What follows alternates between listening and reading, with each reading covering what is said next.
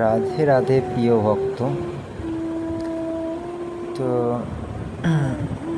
মানুষ যখন বুঝতে পারে যে ভগবান ছাড়া তার আর কেউ নেই, সংসার, স্ত্রী, পুত্র, কন্যা, তাদের কাছ থেকে যখন তাদের ওপর যে আশা থাকে, সেই আশার যে পতন হয়ে যায়, নিরাশা হয়ে যায়, তখন বুঝতে পারে যে পরম ভগবান ছাড়া আমাদের জীবনে আর কেউ নেই। তখনই তারা ভগবানের শরণে আসে। কিন্তু ভগবান কৃপাময়ী, করুণাময়ী।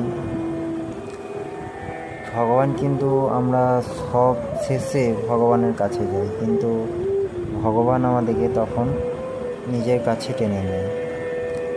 তাই বলবো যে আমাদের সকলের কর্তব্য যে সময় থাকতে ভগবানের নাম জপ করা, ভগবানের শরণাপন্ন হওয়া কর্তব্য। কারণ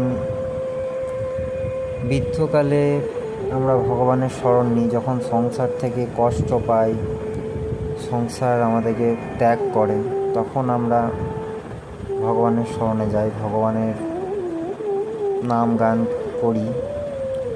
তো সেটা সময় থাকতে করা উচিত বা কর্তব্য।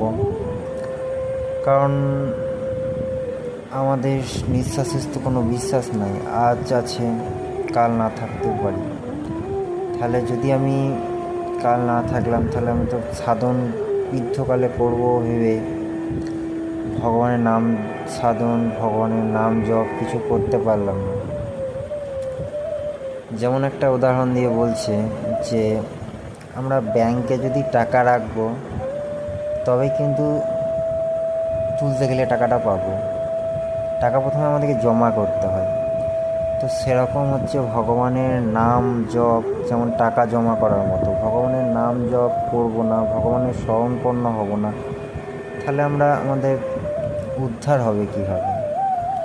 তো আমাদের প্রত্যেকের কর্তব্য সময় থাকতে, ভগবানের নামের কোনো বয়স নেই। আমার বয়স হয়নি বলে যে করবো না তা নয়, ভগবানের নামের বয়স হয় না।